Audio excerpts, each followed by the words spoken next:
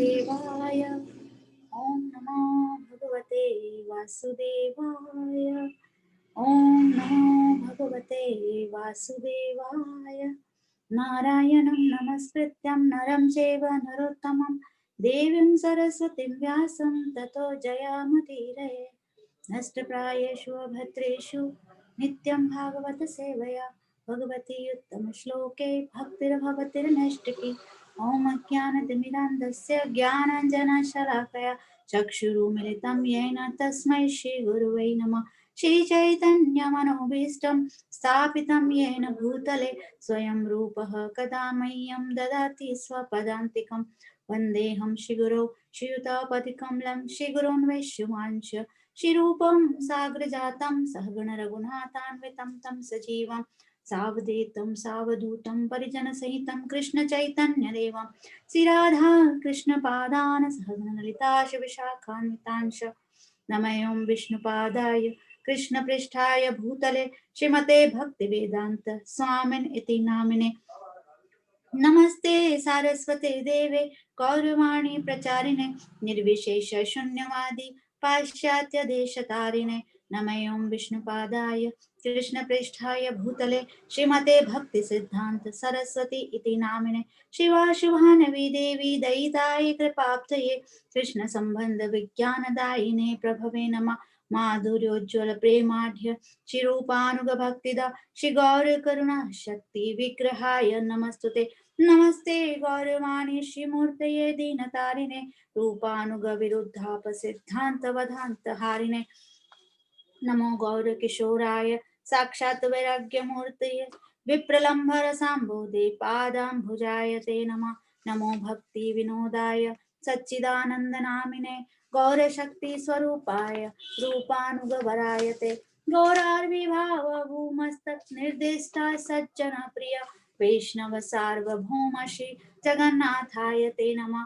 वाञ्छाकल्पतरुभ्यश्च कृपा सिन्धुभ्य एव च पतितानां पावनेभ्यो वैष्णवेभ्यो नमो नमः।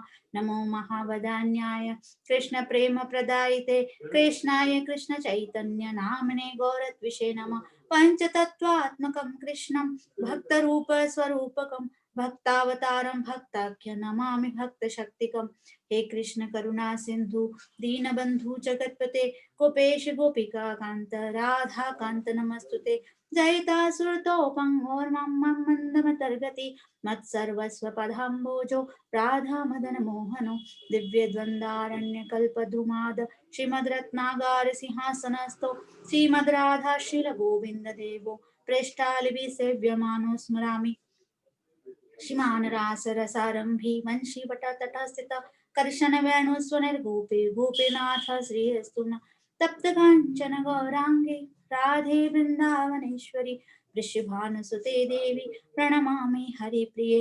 जय श्री कृष्ण चैतन्य प्रभु नित्यानंद श्री अद्वैत गदाधर श्रीवासादि गौर भक्तवृंद।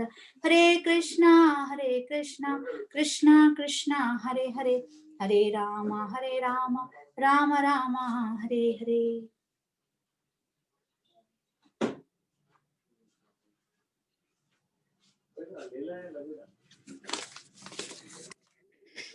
हरे कृष्णा। भगवद गीता यथारूप अध्याय 2 श्लोक नंबर 15।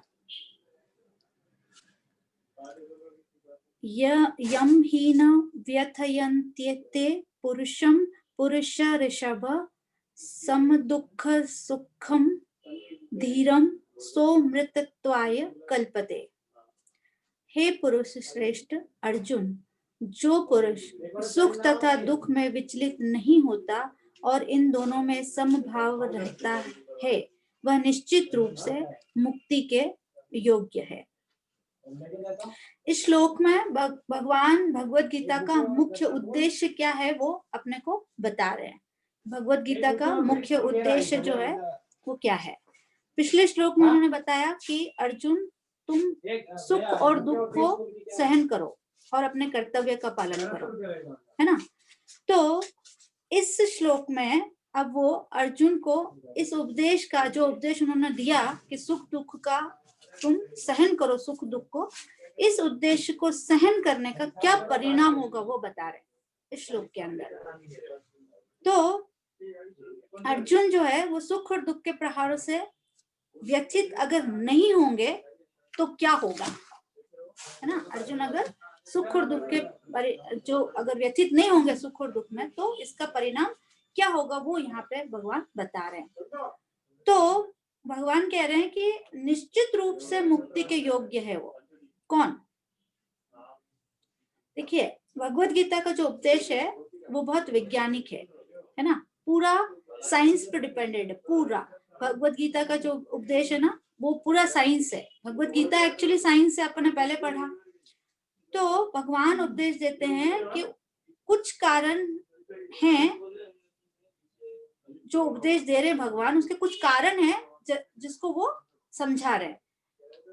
एक्चुअली बहुत से लोग जो होते हैं वो धर्म के प्रति अंधभक्ति होती है, उनकी अंधी श्रद्धा होती है कि वो कर रहे हैं बस, है ना, नियम पालन कर रहे हैं, उनको पता नहीं है कि पालन करने से क्या होगा, वो नहीं जानते, लेकिन वो करते जा रहे हैं। क्योंकि उनसे पूछेंगे अगर अपन कि भाई आप ये क्यों कर रहे हो ये सब, है ना, तो वो कहेंगे क्या पता हम क्यों कर रहे हैं, हमारे बड़े कर रहे हैं इसलिए हम भी कर रहे हैं, है ना। वो यही कहेंगे कि हमारे बड़े कर रहे हैं इसलिए हम भी कर रहे हैं। तो उनको पता नहीं है एक्चुअली कि वो क्यों कर रहे हैं। अब जैसे एग्जाम्पल लेते हैं कि हम डॉक्टर के पास गए, ठीक है, और डॉक्टर ने हमको बता दिया, अगर दवाई दी तो डॉक्टर ने बताया अगर हमको कि तुम्हारे को ये बीमारी है और इस बीमारी का ये दवाई मैं दे रहा हूँ तुमको, ठीक है, तो अपन उस दवाई को अच्छे से लेंगे, है ना, क्योंकि अपन को पता है कि ये दवाई लेने से मेरी ये बीमारी ठीक हो जाएगी, राइट। लेकिन अगर डॉक्टर हमको बिना बताए दवाई दे दे, ये लो आपको क्या बीमारी पता ही नहीं हमको और दवाई ले लो ठीक हो जाओगे, तो क्या हम उस दवाई को उतनी सीरियसली लेंगे? नहीं लेंगे, हम इतनी सीरियसली नहीं लेंगे, क्योंकि हमको पता है, हमको पता ही नहीं है कि हम दवाई क्यों ले, है ना। तो हमको अगर हमको पता है कि हम क्यों पढ़ रहे हैं तो हम उसको अच्छे से पढ़ेंगे, है ना। हमको पता ही नहीं है कि हम क्यों पढ़ रहे हैं तो फिर हम उसको थोड़े दिन में छोड़ देंगे। जैसे दवाई लेना थोड़े दिन में छोड़ देंगे क्योंकि हमको पता ही नहीं कि इससे हमारा ये दर्द ठीक हो रहा है ना। तो ऐसे, तो श्लोक के प्रथम शब्द में कह रहे हैं भगवान, यम ही न व्यथयन्त्येते पुरुषम, अर्थात इसका मतलब हुआ जिस पुरुष को ये व्यथित नहीं करते। अब ये क्या व्यथित नहीं करते, यहाँ पे भगवान कह रहे हैं कि जिस पुरुष को ये व्यथित नहीं करते, तो अभी क्या चीज है यहाँ पे जो व्यथित नहीं करती। तो पिछले श्लोक में भगवान ने क्या कहा था कि इंद्रियों के सुख, इंद्रियों के जो विषय हैं उनके सुख और दुख उत्पन्न करते हैं। वो इंद्रियों के जो विषय हैं वो सुख और दुख उत्पन्न करते हैं, अपन ने पढ़ा पिछले अध्याय में, पिछले श्लोक में। तो अर्जुन उनको सहन करे, जो इंद्रिय के विषय हैं उनसे सुख और दुख जो उत्पन्न होते हैं अर्जुन उनको सहन करे। ये अपन ने पिछले श्लोक में पढ़ा, है ना। वो कौन सा श्लोक था, कौन सा श्लोक था, देहिनो अस्मिन्यथा देहे, 13 नंबर, है ना, कौमारम यौवनम जरा तथा देहांतर प्राप्ति धीरज तत्र न मुह्यति। उसके बाद 14 नंबर श्लोक, मात्र स्पर्शासु कौन्तेय शीतोष्ण सुख दुखदा आगमापायन अनित्य सांस्तितिक्षस्व भारत।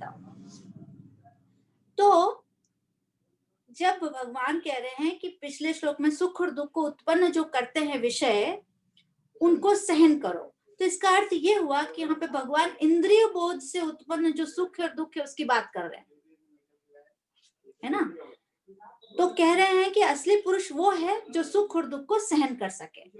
इसका मतलब ये हुआ कि अगर हम मनुष्य लें, पुरुष का अर्थ अगर मनुष्य लें तो मनुष्य वही है जो सुख और दुख को सहन कर सके, अर्थात वो मनुष्य कहलाने के लायक नहीं है। अगर जो मनुष्य सुख और दुख को सहन नहीं कर सकता है वो पुरुष जो है, वो मनुष्य जो है वो मनुष्य कहलाने के लायक नहीं है, ठीक है।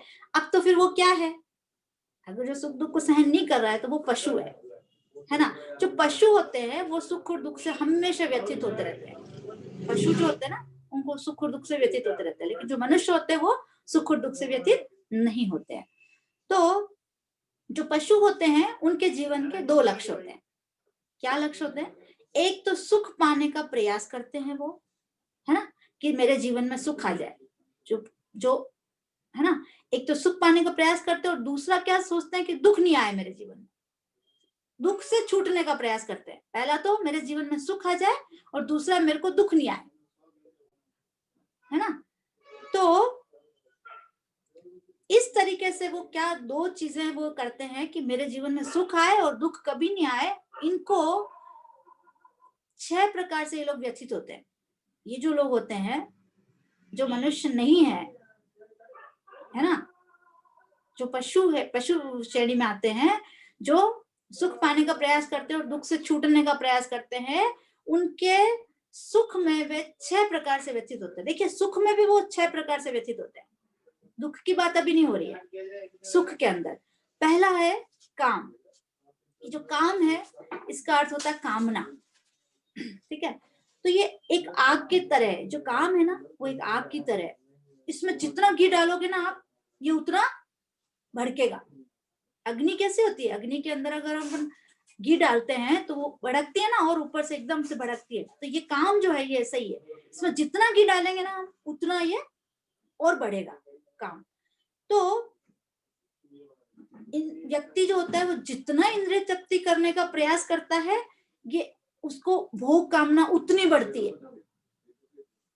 जितना वो इंद्रिय तृप्ति करने का प्रयास करेगा उतनी भोग कामना उसकी बढ़ेगी। तो इस प्रकार व्यक्ति सुख के समय में भी वो सुखी है, लेकिन सुख के समय में भी वो काम अग्नि से व्यथित है, ठीक है। उसके बाद दूसरा है क्रोध। क्रोध भी एक तरह की आग है, ये भी अग्नि है। इसमें व्यक्ति हमेशा जलता रहता है। जो क्रोधी व्यक्ति होगा वो हमेशा क्रोध की अग्नि में जलेगा। तो काम से एक्चुअली क्रोध उत्पन्न होता है, आपको पता है। काम की जब पूर्ति नहीं होती है तो क्रोध उत्पन्न होता है ना। देखिए कैसे उत्पन्न होता है। एक व्यक्ति है, इंद्रिय भोग में लिप्त है वो, ठीक है। अब उसके अंदर इंद्रिय भोगने की और बहुत सारी इच्छाएं, कामनाएं जागृत हो रही है। एक व्यक्ति के अंदर इंद्रिय भोग करने की, इंद्रिय भोग में लिप्त है वो, उसको और भोगने की इच्छाएं, उसकी नई नई इच्छाएं, तरीकों से वो इंद्रिय भोग करना चाहेगा। तो वो अपने जो समीपस्थ है, जो उसके पास के लोग हैं, उनसे वो चाहेगा कि मुझे इनसे सुख मिले, है ना। जो उसके पास है जो लोग, उनसे उनकी उसकी एक्सपेक्टेशन रहती है कि ये मुझे सुख देंगे, राइट। अब जब उसकी इच्छाएं पूरी नहीं कर पाते हैं वो, तो उसको क्रोध आता है। वो एक्सपेक्टेशन लगा के बैठता है कि ये व्यक्ति मुझे सुख देगा, है ना। और वो अगर सुख नहीं देता है तो उसको गुस्सा आता है, क्रोध आता है ना। तो ऐसा है कि वो इस प्रकार से सुख के समय में भी वो क्रोध अग्नि में व्यथित हो जाता है। पहला तो क्या होता है, काम अग्नि में क्रोधित दुखी होता है, व्यथित होता है। दूसरा जो है वो क्रोध के अंदर, क्रोध अग्नि में व्यथित होता है। तीसरा होता है लोभ। ये भी एक तरह की आग है, और ये ना एक तरह का एक्चुअली असंतोष है। संतोष नहीं होता है व्यक्ति को, कितना भी वो कमा लेगा, कितना भी उसके पास होगा, जितनी जितनी चीजें होगी ना उसको और चाहिए होती है, और चाहिए होती है। लोभ का मतलब ये होता है, धन के प्रति लोभ है उसको, तो और धन चाहिए, और धन चाहिए, कभी भी सेटिस्फाई नहीं होगा। वो खूब कमा लेगा, करोड़ों रुपया, अरबों रुपया कमा लेगा, लेकिन उसको लगेगा मुझे अभी और कमाना है ना। सेटिस्फेक्शन उसको कभी नहीं मिलता है, संतुष्टि उसको नहीं मिलती है, असंतुष्ट रहता है उसको हमेशा। तो धन के प्रति अगर किसी को लोभ है तो दो प्रकार से दुखी होगा वो, व्यथित होगा वो। कैसे होगा, एक तो वो धन पाना चाहता है और पाना चाहता है, ठीक है। सेटिस्फेक्शन नहीं होगा कभी भी उसको। और दूसरा है, जितना धन उसके पास है उसको नष्ट होने का उसको खतरा रहेगा, हमेशा उसको व्यथित रहेगा, वो असंतुष्ट रहेगा कि मेरा जो ये धन है ये कहीं चोरी नहीं हो जाए, कहीं खत्म नहीं हो जाए, कुछ ऐसी घटना नहीं हो जाए, है ना। चौथा है मोह। अब ये मोह है, जो मोह भी एक प्रकार की अग्नि है। ये है ना भोगों के प्रति आसक्ति। एक्चुअली मोह जो होता है, हमको किसी भी चीज के प्रति आसक्ति हो जाती है तो हम मोह में पड़ जाते हैं।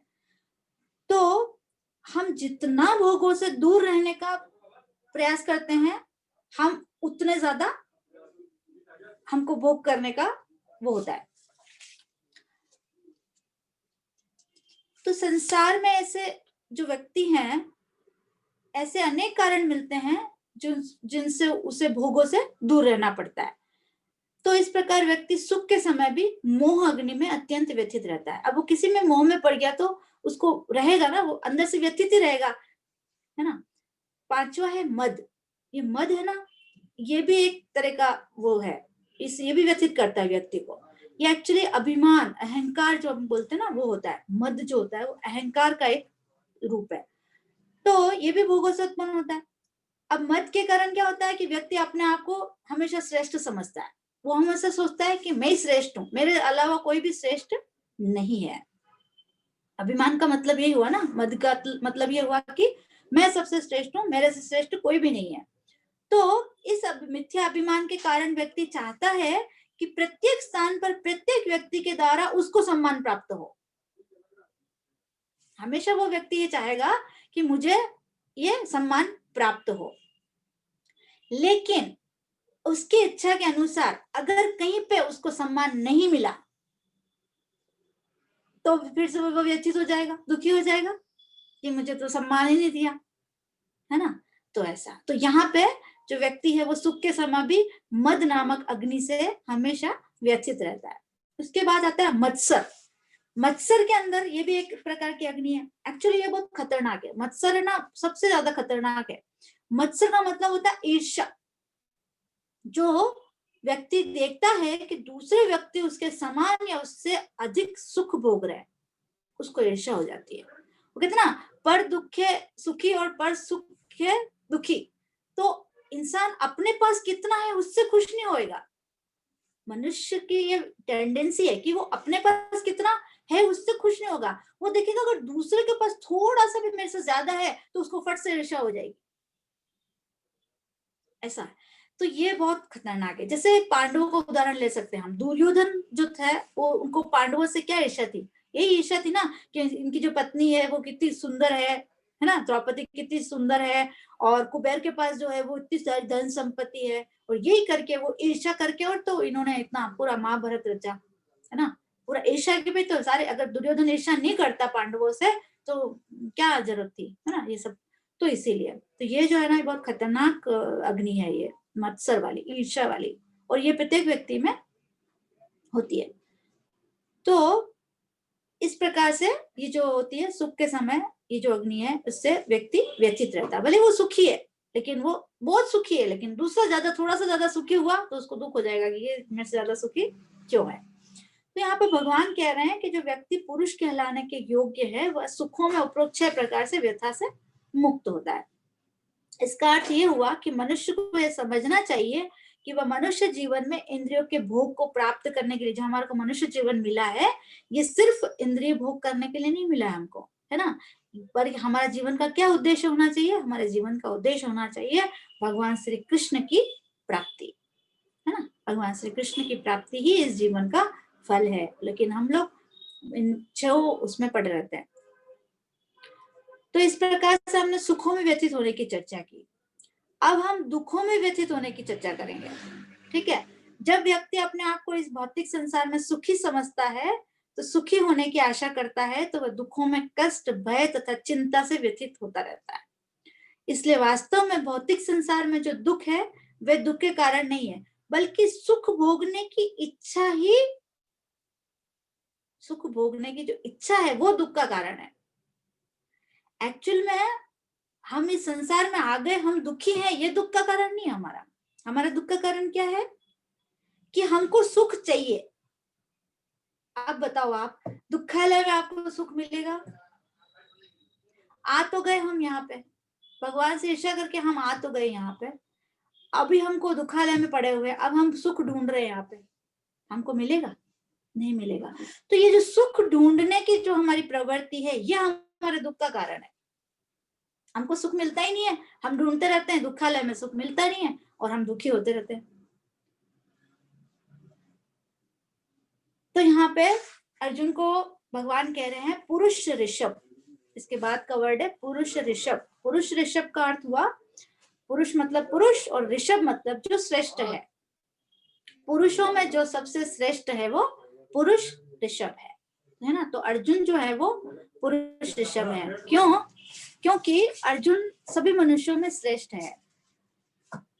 अब जो श्री कृष्ण है वो, अब देखो आप, भगवान श्री कृष्ण स्वयं अर्जुन का रथ चला रहे हैं, तो इससे और बड़ी श्रेष्ठता क्या होगी अर्जुन की, है ना। हमारे तो किसी का रथ नहीं चलाया, भगवान ने चलाया और किसी का रथ नहीं चलाया, विष्णु पितामह का भी रथ नहीं चलाया, है ना, सिर्फ अर्जुन का ही चलाया। तो इसीलिए अर्जुन श्रेष्ठ है, एक तो ये कारण। दूसरा कारण ये है कि जब भगवान ये अपनी कौन सी लीला, गोवर्धन लीला जब हुई थी ना भगवान कृष्ण की, तब ये जो इंद्र को भगवान ने वो दंडित किया था, तो फिर इंद्र ने क्षमा मांगी थी भगवान से। तो जब इंद्र क्षमा मांगने आए थे भगवान से, तब उन्होंने अर्जुन को बहुत ग्लोरीफाई किया। उन्होंने बताया, आप हरिवंश पुराण में पढ़ सकते हैं ये सब।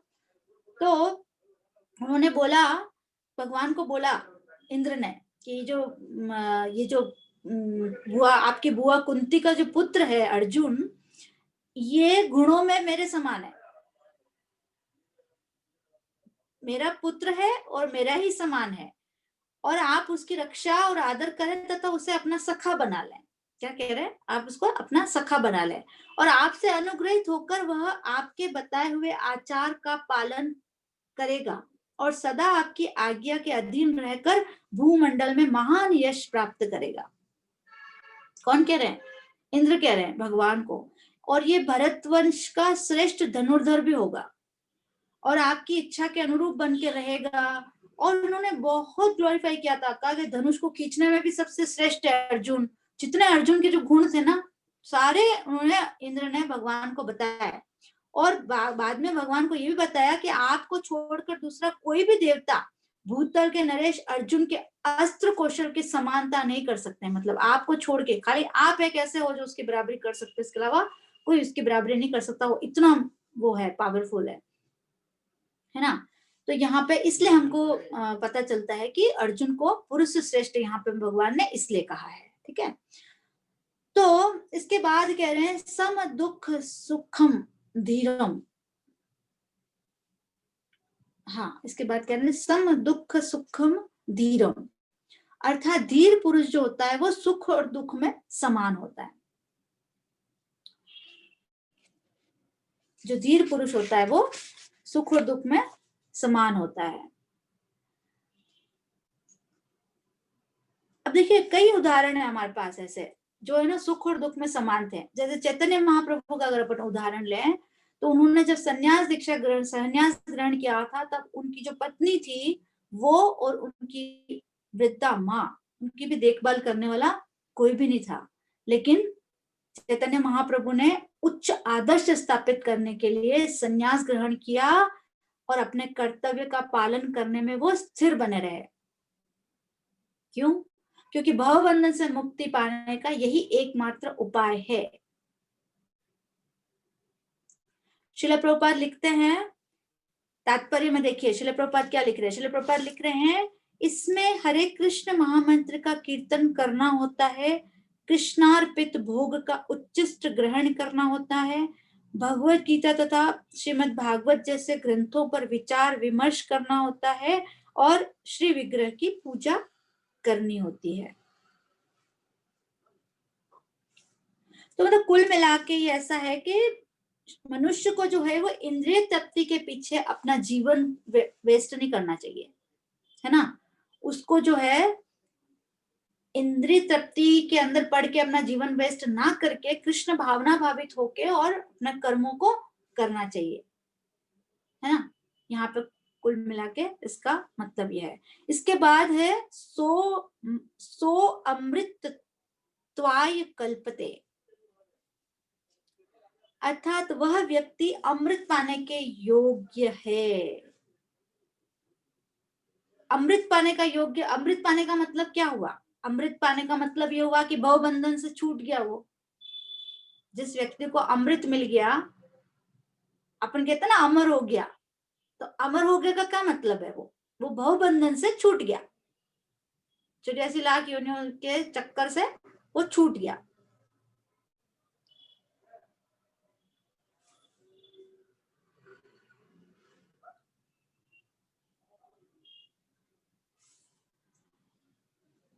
तो तो इस प्रकार वह मृत्यु के पाश में बनकर लेट जाता है, विलाप करते उसके मित्र। देखिए ये है आपको मिलेगा 3.30 और 17 और 19 में, श्रीमद् भागवतम के तीसरे कैंटो के तीसरे अध्याय में 17 से 18 और 19, 17, 18, 19 नंबर श्लोक में।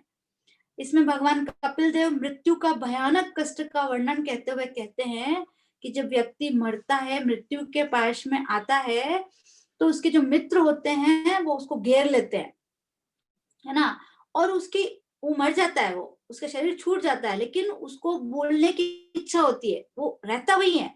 वो उसके जो विलाप करते हुए देखता है ना सब लोगों को, तो वो चाहता है कि मैं इनको चुप कराऊं, तो तुम चुप हो जाओ, लेकिन वो बोल नहीं पाता है क्योंकि वो दिखता भी नहीं है और वो बोल भी नहीं पाता है, और वो जो बोल भी पाता है तो दूसरे सुन नहीं पाते उसको।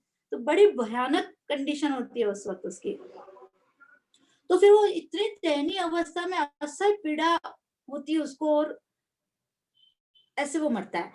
तो मृत्यु के समय भी यमराज के दूत आते हैं, तब भी बहुत व्यक्ति की हालत कैसी होती है, जब यमराज आता है तो उसकी हालत ऐसी रहती है, एकदम डर जाता है, वो मलमूत्र त्याग देता है। और तो यहाँ पे भगवान ये कह रहे हैं कि धीर पुरुष जो होता है वो मृत्यु के बंधन से छूट जाता है। अब धीर पुरुष कौन है, अपन ने पहले चर्चा की थी, धीरज तत्र न मुह्यति, 13वें नंबर श्लोक में, है ना। कौन है धीर पुरुष? जो सुख और दुख के इनको सहन करता है। तो जो लोग भक्ति में श्रद्धा नहीं रखते, भगवान कह रहे हैं यहाँ पे 9.3 में, क्या कह रहे हैं, हे परम तप, जो लोग भक्ति में श्रद्धा नहीं रखते वे मुझे प्राप्त नहीं कर पाते, तो वे इस भौतिक जगत में मृत्यु के मार्ग पर वापस आ जाते हैं, है ना। तो इस बात से हमको पता चलता है कि यदि श्री कृष्ण की भक्ति जो है वो, उसकी किसी व्यक्ति की भगवान की भक्ति के अंदर अगर श्रद्धा नहीं है, तो वो मृत्यु के मार्ग से बाहर नहीं निकल सकता, कोई साधन नहीं है उसके पास मृत्यु के मार्ग से बाहर निकलने का। ध्रुव महाराज का अपन यहाँ पे ले सकते हैं, आप लोग पढ़ सकते हैं श्रीमद् भागवतम में चौथे कैंटो में, 4th कैंटो में 9th नंबर चैप्टर और 25 नंबर श्लोक यहाँ पे है इनका। तो एक्चुअली मैं शॉर्ट में बताती हूँ आपको कि ध्रुव महाराज के क्या हुआ था, कि ध्रुव महाराज को जब भगवान ने बोला था कि हे ध्रुव, इस देह में अपने भौतिक जीवन के पश्चात तुम मेरे लोक में आओगे, अन्य समस्त लोगों के वासियों द्वारा सदैव वंदनीय है जो मेरा लोक है, वहां पे तुम आओगे, है ना। तो वहां पे आने के बाद तुम वापस यहाँ पे कभी भी नहीं लौटोगे, भगवान कह रहे हैं ध्रुव महाराज को कि, तो ध्रुव महाराज आपको सबको पता है 36,000 साल तक उन्होंने पृथ्वी पर राज्य किया। उसके बाद जब वो गए भगवत धाम जाने की तैयारी कर रहे थे, तो उनको जो पार्षद लेने आए, तो जब विमान लेके आए ना, तो जैसे ही वो विमान पे बैठने के लिए हुए और मृत्यु आ गई। जैसे ही वो विमान पे बैठने, भगवान के विमान पे बैठने के लिए, जाने के लिए वो वहां पे जैसे लगे और मृत्यु आ गई। तो ध्रुव महाराज के पता है क्या किया, ध्रुव महाराज ने क्या, मृत्यु के ऊपर पैर रख के चले गए। वो उन्होंने सोचा कि भगवान ने मेरे लिए भेजी है, तो इसके ऊपर पैर रख के मेरे को चढ़ना होगा विमान में, है ना। तो ध्रुव महाराज फटाक से मृत्यु के ऊपर पैर रख के और चढ़ गए। तो इस श्लोक के तात्पर्य में देखो शिला प्रभुपाद क्या लिख रहे हैं। श्लोक के तात्पर्य शिला प्रभुपाद लिख रहे हैं, एक भक्त तथा एक अभक्त की मृत्यु को एक जैसा समझ लेना सर्वथा गलत है। देखिए अब ये कैसे गलत है, देखिए शिला प्रभुपाद की इस बात को हम कैसे समझें।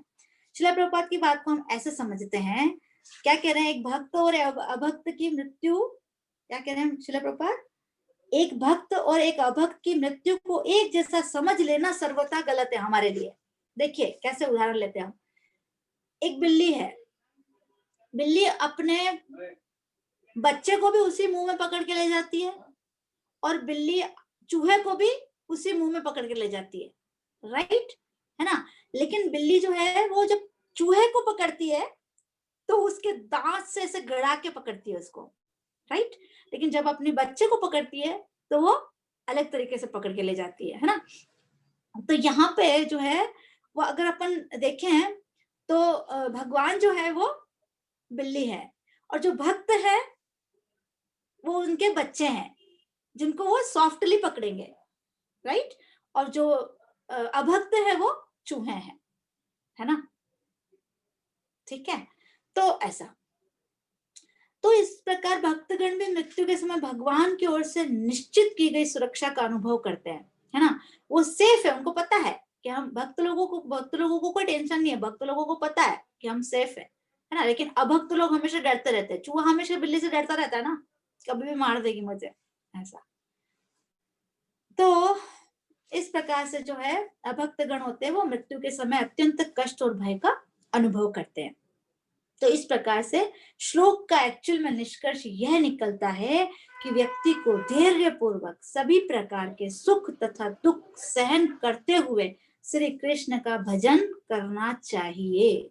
इसका परिणाम यह होगा कि व्यक्ति जीवन के अंत में मृत्यु के कष्ट से मुक्त होकर आध्यात्मिक जगत में श्री भगवान की सेवा में अपना शाश्वत स्थान प्राप्त करेगा। बता दिया ना परिणाम भगवान ने कि सुख और दुख में अगर आप सहन करोगे तो अर्जुन इसका परिणाम क्या होगा आपके सामने, ना। तो इसका परिणाम ये होगा। श्लोक नंबर 16।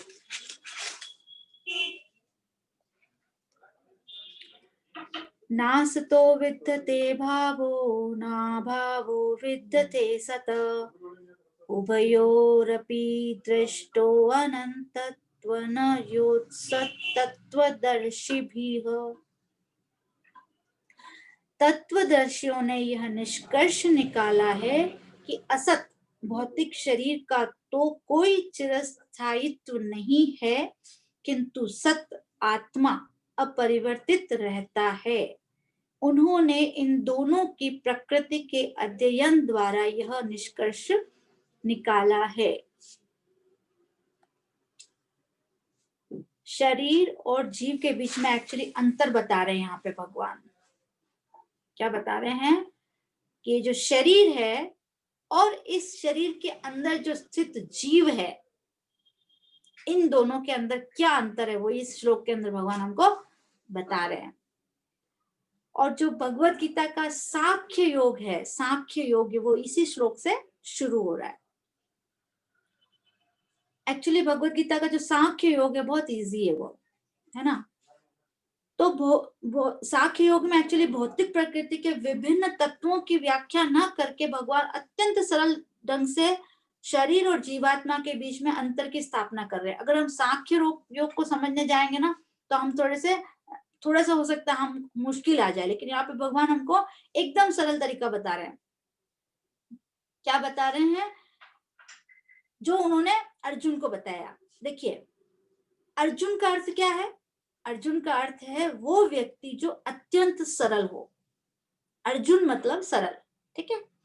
तो हम देखते हैं कि भगवान श्री कृष्ण का दिव्य उपदेश अर्जुन जैसे सरल व्यक्ति के माध्यम से भगवान हमको देना चाह रहे हैं।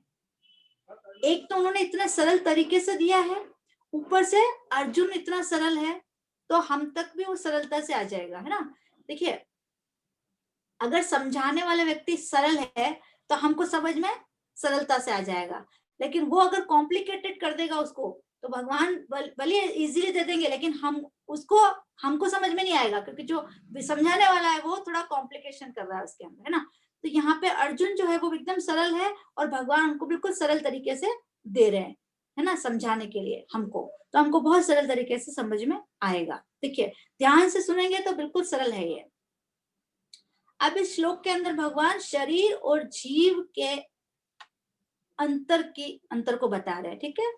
अब वो कह रहे हैं असत का भाव नहीं है तथा सत का अभाव नहीं है। क्या कह रहे हैं भगवान? असत का भाव नहीं है और सत का अभाव नहीं है। तो यहाँ पे शिला प्रभुपाद जो है वो सत का अर्थ बता रहे हैं जीवात्मा और असत का अर्थ बता रहे हैं शरीर, ठीक है। और भाव का अर्थ है नित्यता और अभाव का अर्थ है अनित्यता। समझ में आया? क्या आया? सत का अर्थ है जीवात्मा, असत का अर्थ है शरीर, ठीक है। और भाव का अर्थ है नित्यता और अभाव मतलब अनित्यता, ठीक है। ये चीज क्लियर है? है ना। अब देखिए, अब इसको कैसे समझेंगे। अब भगवान यहाँ पे कह रहे हैं असत का भाव नहीं है, अर्थात शरीर में नित्यता नहीं है, अथवा यह कह सकते हैं कि जो शरीर है वो सदा अनित्य है तथा सदा परिवर्तनशील है। ये जो शरीर है हमारा वो अनित्य है और परिवर्तनशील है। तो इसका अर्थ यह हुआ कि जीवात्मा में भी अनित्यता नहीं है, अथवा हम यह कह सकते हैं कि जीवात्मा जो है वो सदा नित्य है और जीवात्मा जो है वो सदा परिवर्तनहीन है। जीवात्मा कभी नहीं बदलता, हमने पहले भी पढ़ा, शरीर बदलता है, जीवात्मा नहीं बदलता, पढ़ा ना हमने, है ना। तो इन दोनों बातों को भगवान नेगेटिव ढंग से बता रहे हैं। नेगेटिव ढंग से कैसे बता रहे हैं? भगवान कहना चाह रहे हैं कि न तो ऐसा है कि असत अर्थात शरीर का कभी भाव रहा हो, अर्थात शरीर में परिवर्तन ना हुआ हो, कभी ऐसा कभी नहीं हुआ कि शरीर में परिवर्तन ना हुआ हो, ठीक है। और ना ऐसा हुआ कभी कि जो सत्य है अर्थात जीवात्मा है उसमें कभी अभाव रहा हो, अर्थात जीवात्मा में कभी परिवर्तन हुआ हो। ना ऐसा हुआ है कि कभी शरीर में परिवर्तन नहीं हुआ हो और ना ऐसा हुआ है कि कभी जीवात्मा में परिवर्तन हुआ हो, ठीक है।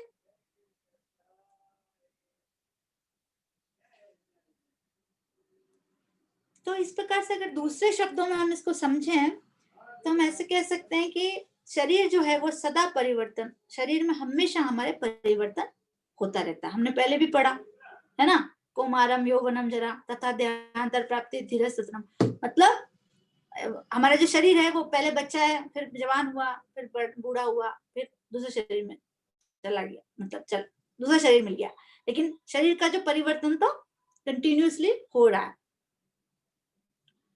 तो शरीर का जो परिवर्तन है वो अभी भी हो रहा है, पहले भी हो रहा था और आगे भी होगा, राइट।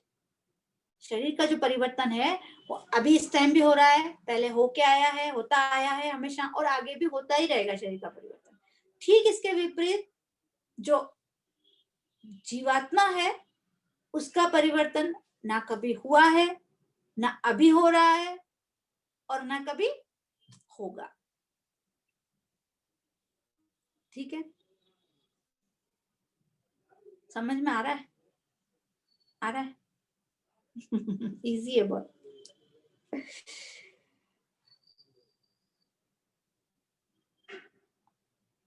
तो फिर प्रश्न ये उठ रहा है कि जीवात्मा और इसकी नित्यता को किसी भौतिक उपाय के द्वारा समझना संभव कैसे समझे हम? जो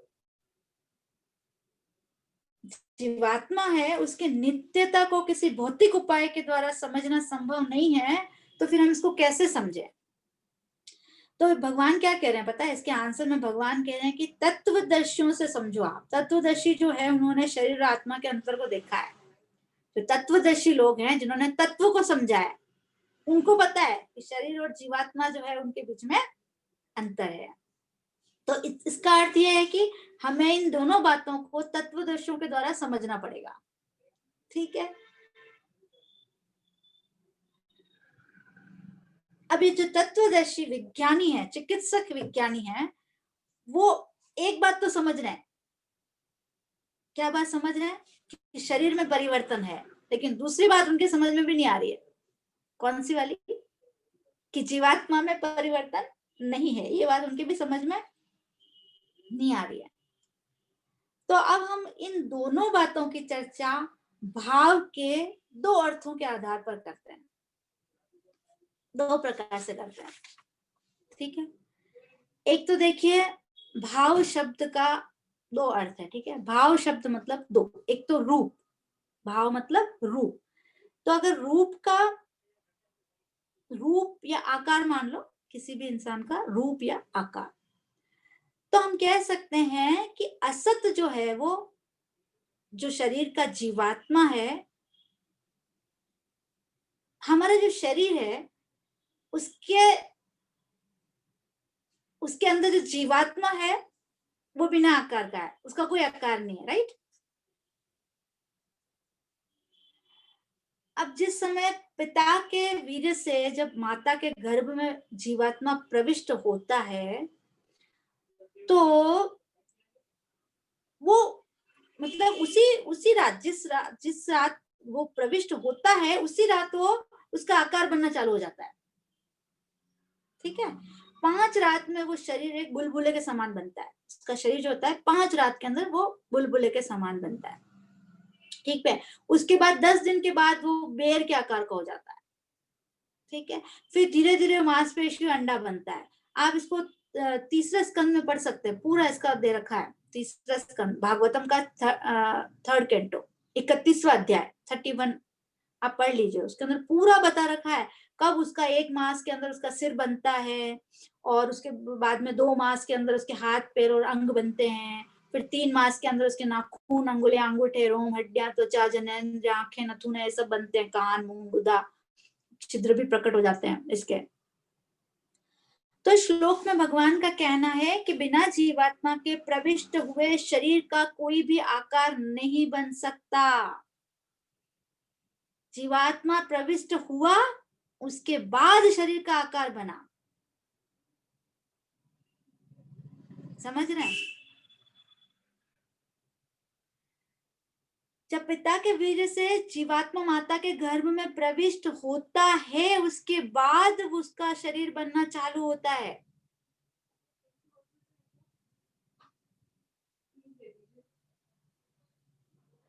तो इस श्लोक में भगवान क्या कह रहे हैं? असत अर्थात शरीर का कोई भी आकार नहीं है। अब इस बात को कुछ हद तक इस प्रकार भी समझ, थोड़ा सा कॉम्प्लिकेटेड है, तो थोड़ा ध्यान से सुनना पड़ेगा आपको। तो अब देखिए, अच्छा सिंपल उदाहरण से हम समझते हैं, ठीक है। हम हमारे शरीर पे हम कपड़ा धारण करते हैं, ठीक है। हम बहुत बड़े बड़े उदाहरण हमारे समझ में नहीं आएंगे। अब जैसे हमने एक कपड़े को हमारे शरीर पे धारण किया, ठीक है। मान लिया कुर्ती है, कुर्ती डाली, ठीक है। अब मैंने जब उस कुर्ती को उतार दिया, तो उस कुर्ती को रखा, तो उसका कोई आकार है? कुर्ती का कोई आकार है? नहीं है। वो ऐसे ऐसे करके आप उसको समेट के इतने से रख सकते हो, राइट। लेकिन जब हमने पहना, आकार में आ गई वो। हमने जब उसको पहना, शर्ट है प्रभु जी, लोग वो शर्ट है, ठीक है। आपने शर्ट उतार के रख दिया तो आपने तय करके उसको रख दिया, तो कैसे भी उसका आकार है। एक्चुअल आकार उसका क्या है? जब हम उसको पहनेंगे तो उसका एक्चुअल आकार है, राइट। लेकिन अगर हमने उसको रख दिया तो उसका कोई आकार नहीं है। लेकिन इसका मतलब ये नहीं है कि उसका आकार नहीं है। वो समेटा हुआ रखा है, इसका मतलब ये नहीं है कि उसका आकार नहीं है। उसका आकार तो है, लेकिन कब है? उसका आकार कब है? जब वो बॉडी पे जाएगा, है ना। तो ठीक इसी प्रकार से जब जीवात्मा शरीर के अंदर जाती है, तभी शरीर का आकार बनता है।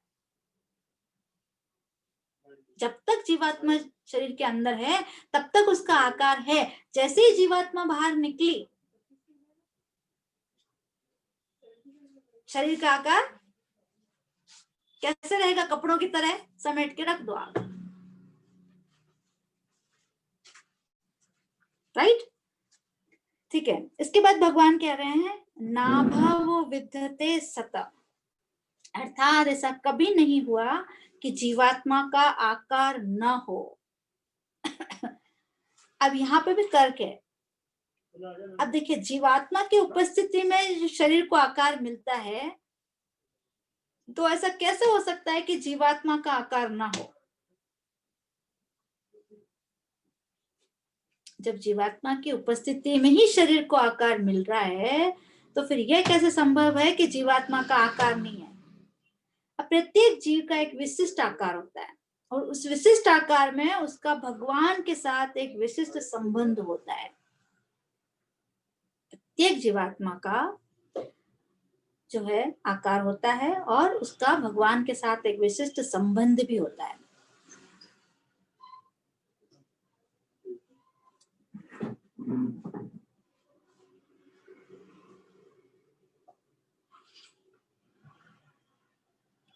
देखिए इसको एक और उदाहरण समझ सकते हैं। वैकुंठ जगत में जब प्रत्येक जीव भगवान की सेवा में अपना कोई निश्चित स्थान रखता है, वैकुंठ जगत में जब भगवान की सेवा में व्यक्ति होता है, तो वो सेवा के स्थान पर अगर वो स्वतंत्र बनना चाहता है भगवान से,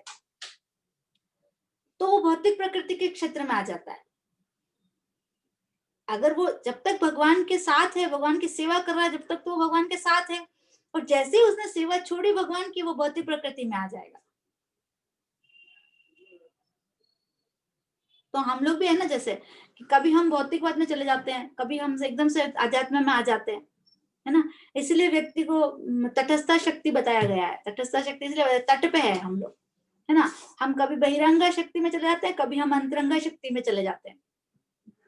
हम तट पे हैं, जीव जो है वो तट पे है, कभी अंतरंगा शक्ति में, कभी। तो यहाँ पे भगवान कह रहे हैं नाभावो विद्यते सत, अतः सत अर्थात जीवात्मा के रूप का कभी भी विनाश नहीं होता। तो यदि मनुष्य जीवन में यह जीवात्मा श्री कृष्ण के प्रति शुद्ध भक्ति का विकास कर ले, तो उसे अपना असली आध्यात्मिक स्वरूप पुनः प्राप्त हो जाता है। कृष्ण भक्ति कर ली आपने, तो आपको अपना आध्यात्मिक शरीर प्राप्त हो जाएगा। लेकिन अगर नहीं करी तो नहीं होगा। तो वैकुंठ जगत में जाकर अगर अपनी सेवा का वापस से हम स्थान प्राप्त, भगवान की सेवा में अगर हम लगे रहे, तो वापस जाके हम अपनी सेवा में चले जाएंगे। और अगर नहीं लगे कृष्ण भक्ति में, तो फिर वापस से इसी 84 लाख योनियों में भटकते रहेंगे हम।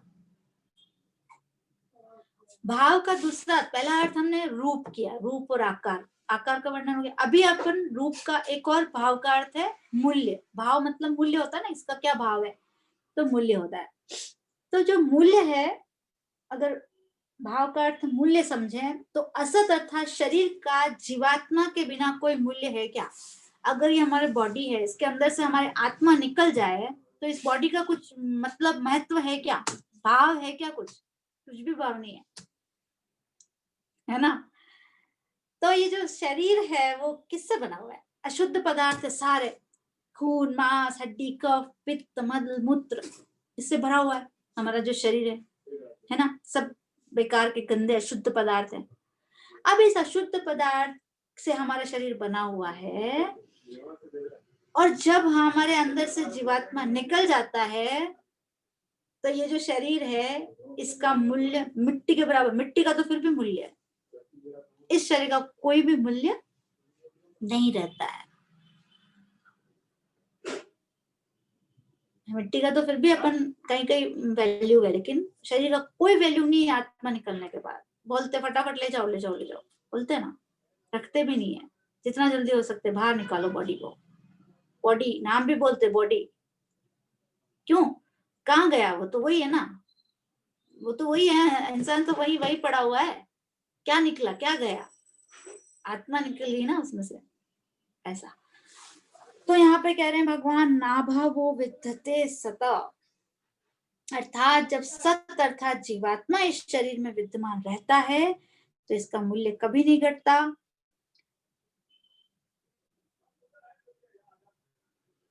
अब देखिए एक और उदाहरण यहाँ पे ले, जो व्यक्ति होता है वो बहुत बड़ी संपत्ति का मालिक है, बहुत पैसे वाला है, ठीक है, कितनी भी उसके पास अरबों खरबों रुपया है, लेकिन फिर भी वो अपनी बॉडी को जो है ना, उस खरबों रुपया से ज्यादा महत्वपूर्ण समझता है।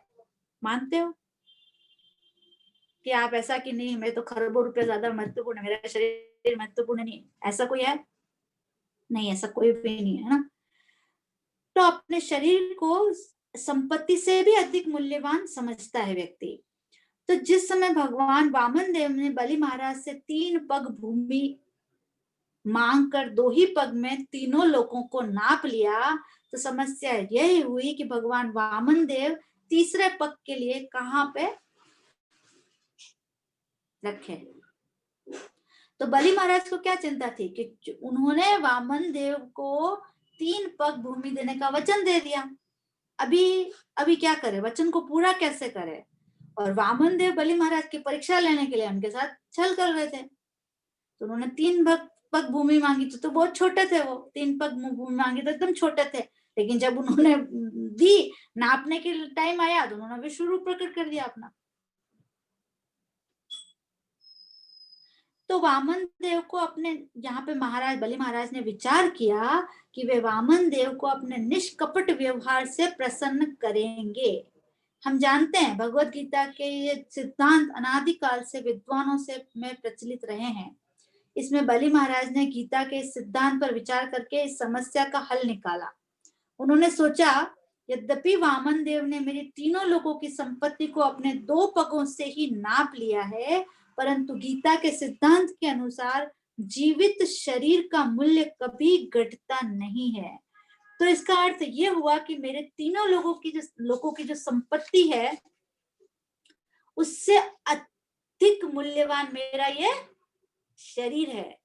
वामन देव ने क्या कहा कि जो 3 लोगों की मेरी संपत्ति है उन सबसे इंपॉर्टेंट क्या है, महत्वपूर्ण क्या है, मेरा ये जो शरीर है। तो जब वामन देव ने अपने 2 पगों में तीनों लोग नाप लिए, तो फिर यदि मैं उनके तीसरे पग के बदले में अपने तीनों लोगों से भी अधिक मूल्यवान अपना शरीर दे दूं, तो मेरा यह दान कम नहीं बल्कि अधिक माना जाएगा, है ना। तभी तो ये पॉसिबल हुआ, तभी तो उनके फिर एक सिर पे रखा उन्होंने तीसरा पैर। तो क्यों, कहने का मतलब है कि कोई व्यक्ति कितना भी धनी हो, है ना, लेकिन यदि कोई डाकू उसको हत्या कर दे उसको, तो अपने जीवित शरीर की रक्षा करना ही चाहेगा ना, क्योंकि हमने पहले ही बताया शरीर से आसक्ति होती है, शरीर महत्वपूर्ण है हमारे लिए।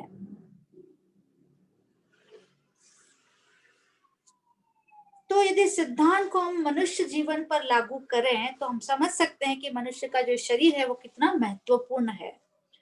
मनुष्य शरीर के द्वारा जीवात्मा जन्म मृत्यु के बंधन से छूट सकता है ना।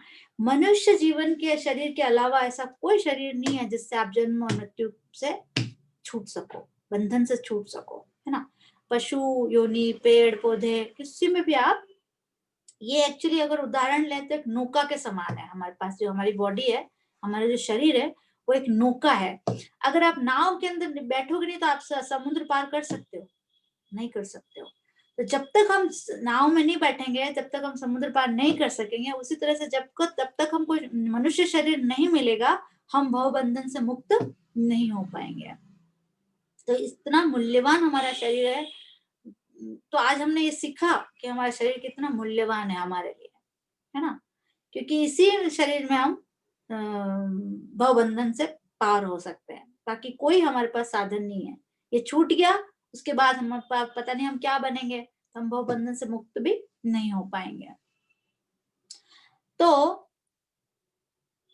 नाभावो विद्यते सत का सिद्धांत वास्तव में तो जीवात्मा पर ही लागू हो रहा है, पर यहाँ पे भगवान कह रहे हैं जीवात्मा का मूल्य कभी घटता नहीं है। अब हमने जो जीवित शरीर और मनुष्य शरीर के मूल्य की जो चर्चा की है वह वास्तव में जीवात्मा के कारण है। मानते हो, हमारा ये शरीर बहुत महत्वपूर्ण है, लेकिन कब तक है? जब तक इसमें जीवात्मा, आत्मा है ना। आत्मा निकली और ये शरीर हमारा कोई भी काम का नहीं रहेगा।